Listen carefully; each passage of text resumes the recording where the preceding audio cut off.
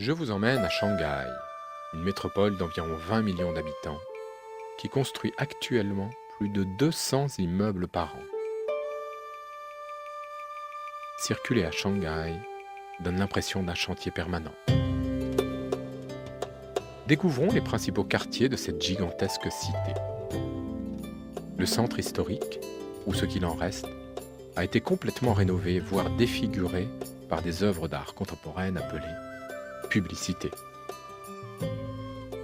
Mais, sur cette étendue d'eau poissonneuse, prendre un moment de repos dans la maison de thé la plus célèbre de la ville est un délice. À quelques stations de métro, le Bund, promenade préférée des habitants sur les berges du fleuve Huangpu. Ces immeubles impressionnants furent édifiés au début du XXe siècle comme pour concurrencer New York. Les principales banques de la ville y ont élu domicile. Comment présenter Pudong, de l'autre côté du fleuve? C'est le nouveau quartier d'affaires de Shanghai. Lui aussi en chantier, surtout pendant la construction des bâtiments de l'exposition universelle Shanghai 2010. La Pearl Tower, haute de ses 468 mètres, domine la ville. Elle accueille aussi des visiteurs jusqu'à 21 heures, pour y admirer, comme c'est beau, une ville, la nuit.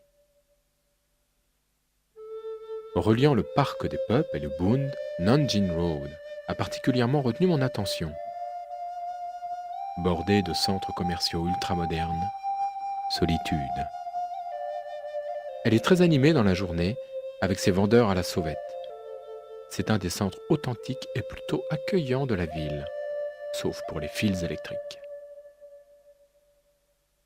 Le vieux marché fait partie de mes coups de cœur. Petite enclave proche de la vieille ville, on y trouve des souvenirs d'un passé lointain. Mais pas que. Ici, les modestes petits bâtiments contrastent avec les immeubles modernes. Avant de vous quitter, je vous offre une promenade nocturne sur le fleuve. À bientôt pour une prochaine excursion curieuse.